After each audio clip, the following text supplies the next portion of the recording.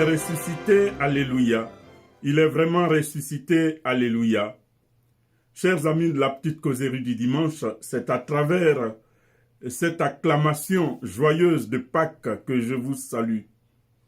Nous voici arrivés au 3e dimanche de Pâques et nous nous acheminons petit à petit vers la fête de la Pentecôte. Et actuellement, les lectures tournent autour des apparitions du Christ à ses proches, à ses disciples. Et aujourd'hui, l'évangile de Saint Luc nous transporte sur les chemins d'Emmaüs, nous transporte dans le village d'Emmaüs, avec 2 des disciples du Christ. Alors, Jésus est mort le vendredi saint, le samedi, c'était le sabbat, le dimanche, les disciples étaient réunis quand des femmes sont venues leur dire qu'il est ressuscité parce qu'elles ont eu une apparition. Et le même soir, le Christ est apparu aussi à ses disciples. Mais intéressons-nous à ces 2 disciples qui vont à Emmaüs. Voici des disciples qui ont côtoyé Jésus, qui l'ont suivi un peu partout, qui ont cru en sa parole, qui ont vu ses réalisations prodigieuses, c'est-à-dire ses miracles, et qui ont mis en lui leur confiance. Comme beaucoup de ceux qui suivaient Jésus, ce sont des gens qui croyaient véritablement en lui. Et ils voyaient en lui un sauveur, mais un sauveur politique. Quelqu'un qui viendrait pour restaurer la royauté en Israël. D'ailleurs, beaucoup parmi ceux qui suivaient Jésus voyaient en lui un leader politique. Et si on regarde bien, c'est pour cette raison, d'ailleurs, qu'il a été arrêté et par les politiques et par les religieux et qu'on l'a éliminé. Parce qu'il gênait. N'oubliez pas, une fois on disait que Jésus prêchait avec autorité, il parlait avec autorité et non pas comme les Juifs, et non pas comme les scribes et les pharisiens. Donc cela suscitait beaucoup de jalousie. Bon, il ne s'agit pas de ça aujourd'hui. Jésus ressuscité va rejoindre ces 2-là découragés qui prennent le chemin de retour de leur village. Tout s'est arrêté, l'aventure est inachevée, une symphonie inachevée, et ils retournent chez eux. Et ils discutent en chemin de ce qui s'était passé. Alors Jésus les rejoint. Jésus les rejoint sur la route. Ici, cette route symbolise un peu notre vie dans le monde. Nous sommes dans le monde, nous traversons l'histoire et Jésus nous rejoint dans notre histoire. Jésus rejoint ses 2 disciples dans leur histoire de retour à Emmaüs. Et il leur pose la question, de quoi discutez-vous en chemin? Alors, ils ne le reconnaissent pas et il y a un, Cléophas, qui dit, mais tu es bien le seul étranger à Jérusalem à ne pas savoir ce qui s'est passé, les événements de ces derniers jours. Alors Jésus leur demande, mais quels événements? Alors ils vont se mettre à raconter Jésus de Nazareth, ce grand prophète que Dieu a suscité au milieu de son peuple. Il faisait beaucoup de prodiges, il avait de bonnes paroles. Mais voici que nos dirigeants l'ont pris, ils l'ont jugé, ils l'ont crucifié et ils l'ont tué. Voici 3 jours que ça s'est passé et vraiment des dames de notre groupe sont venues nous dire qu'il est ressuscité parce qu'elles auraient eu des apparitions, une vision. Alors à partir de ce moment, Jésus leur dit, mais vous vous êtes totalement trompés. Il fallait que le Christ souffrit pour entrer dans sa gloire. Ne fallait-il pas que le Christ souffrit pour entrer dans sa gloire? Et il leur fait une catéchèse à partir des anciens écrits, c'est-à-dire à partir de l'Ancien Testament, des prophètes et des psaumes. On a une sorte de liturgie de la parole ici, avec Jésus. Jésus va parler pour expliquer l'histoire du salut. L'histoire du salut, c'est sa mort et sa résurrection. Sa souffrance, sa mort et sa résurrection. Cette croix qui fait qu'ils sont dans le découragement est la croix de la victoire. C'est l'instrument du salut. C'est le lieu où se réalise le salut du monde. Il fallait que le Christ souffrit pour entrer dans sa gloire. Donc Jésus va restaurer l'image qu'ils ont de lui. Il va leur donner, comme on dit en Côte d'Ivoire, il va leur donner les vrais sons. Qui il est, son identité réelle. Il n'est pas un chef politique, il n'est pas un roi politique, il n'est pas venu pour des visées terrestres, des visées politiques ou économiques. Il est venu pour restaurer la vie de l'homme en Dieu. L'homme déchu par le mal, l'homme déchu par le péché, l'homme déchu par le diable.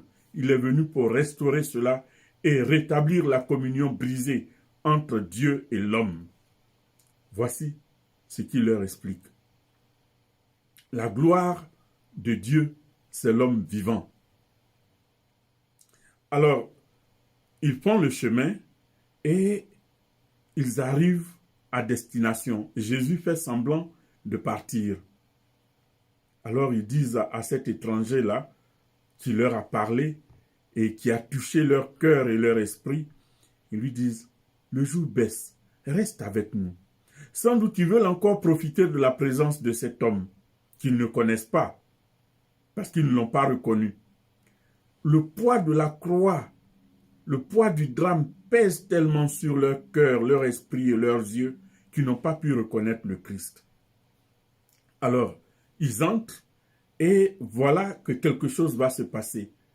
Le Christ prend le pain, il dit la bénédiction, il le rompt et il le leur donne. Généralement, c'est le chef de famille qui rompt le pain, qui dit la bénédiction, la prière de bénédiction, il rompt le pain et il le partage. Jésus, là, se montre comme le chef de famille, le père de famille, qui donne du pain aux siens. Et cela rappelle un peu la multiplication des pains, lorsque la foule s'est rassemblée et qu'elle a eu faim. Cela rappelle aussi la dernière scène du Jeudi Saint, où le Christ rompt le pain et il dit « Ceci est mon corps, prenez et mangez ». Il prend le vin, il fait la bénédiction, il dit la bénédiction plutôt, il le leur donne en disant « Ceci est mon sang, prenez et buvez ». Je vais raconter une petite histoire. On était ensemble dernièrement avec des gens à un repas et autour de la table, il y avait des messieurs, on a parlé et tout ça. Et puis, il y a un après qui pose la question, mais c'est toi un tel? Il dit oui. Il dit, mais je ne t'ai pas reconnu parce que tu n'as plus de barbe. Tout être humain a des signes par lesquels on le reconnaît. Et Jésus, lui, on le reconnaît par le pain qu'il donne. Et ce pain-là, c'est son corps. Celui qui mange de ce pain n'aura plus jamais faim. Et il aura la vie éternelle. Donc, lorsque Jésus va rompre le pain, on va le reconnaître. C'est à la fraction du pain qu'on reconnaît le Christ. Voici pourquoi la messe est très importante. Je reviens encore là-dessus. J'ai dit qu'il y avait une sorte de liturgie, la liturgie de la parole sur le chemin et la liturgie de l'Eucharistie dans la maison où Jésus rompt le pain. Lorsque nous prenons le chemin de la vie, dans notre vie de tous les jours, de temps en temps, il nous faut nous arrêter pour entendre la parole de Dieu. Une fois par semaine au moins, nous arrêter. Le premier jour de la semaine, le jour du Seigneur, nous arrêter pour prendre des énergies avec la parole de Dieu, la sagesse de Dieu, la force de Dieu, à travers la parole de la liturgie. Je me demande bien si tous les dimanches, lorsque nous venons à la messe, nous laissons nos cœurs se dilater pour laisser pénétrer ce cœur-là par la parole de Dieu. Nous laissons nos esprits ouverts pour laisser la parole de Dieu pénétrer nos esprits. Parce que le dimanche n'est pas une parenthèse dans la semaine. Ce n'est pas non plus une sorte de balade de santé qu'on va faire à l'église. c'est la source de notre vie. Donc, nous sommes appelés à aller à la rencontre du Christ pour entendre sa parole, pour partager son pain qui nous donne la vie.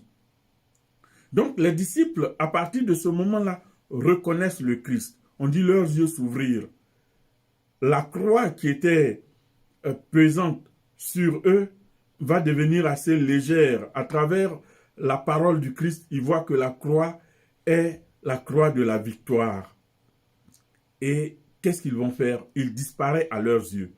Jésus, ayant été reconnu, n'a plus besoin de rester là avec eux.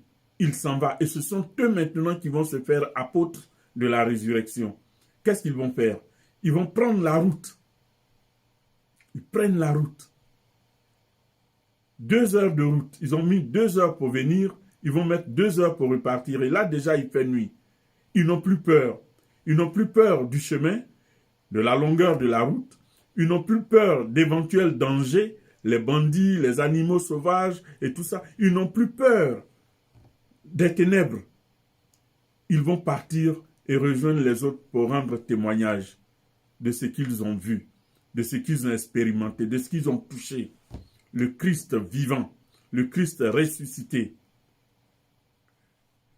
Au cours de la messe, nous entendons la parole de Dieu. Ensuite, nous partageons le pain de vie. Nous partageons l'Eucharistie, signe de communion avec Dieu. Le Christ qui nous donne son corps et son sang afin de nous donner la vie éternelle. Et à la fin de la messe, d'ailleurs le nouveau missel, la nouvelle traduction du missel dit « Allez porter l'évangile, allez témoigner du Christ ». C'est la façon de congédier aujourd'hui du prêtre. Allez, par votre vie, témoigner de la résurrection du Christ. C'est ce que ces 2 disciples vont faire. Ils vont trouver les autres et ils leur disent « Nous avons vu le Seigneur, il est vraiment ressuscité ». Nous aussi, chrétiens, nous sommes appelés à aller sur les chemins de la vie, là où il y a les crises économiques, là où il y a les crises culturelles, là où il y a les crises politiques, là où il y a les guerres, là où on a des tyrans à la tête de nos États et tout ça, là où on manipule le peuple pour gagner du matériel pour soi, le Christ nous envoie pour annoncer la parole de Dieu. Il n'y a pas à se décourager. Il faut se battre pour la dignité humaine. Le Christ est mort pour que nous soyons dignes. Il est mort pour que nous soyons vivants. Le chrétien est appelé à vivre cette rencontre avec le Christ pour pouvoir en témoigner au milieu de ses frères. La croix du Christ vient pour réunir ciel et terre, mais il vient pour réunir les hommes de toute langue, toute tribu, toute nation.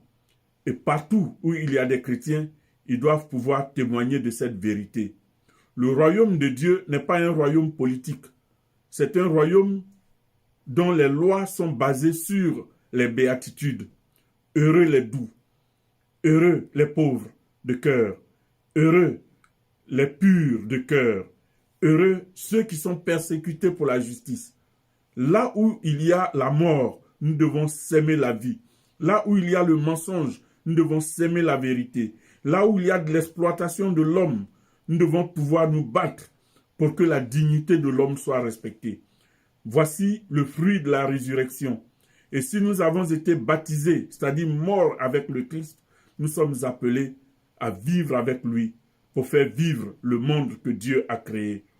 Frères et sœurs, voici le message de ce jour. Christ est ressuscité, il est vraiment ressuscité. Soyons dans la joie et vivons pour Dieu. Bon dimanche dans vos familles et que la bénédiction de Dieu repose sur vous et fasse de vous des icônes de son royaume. À très bientôt.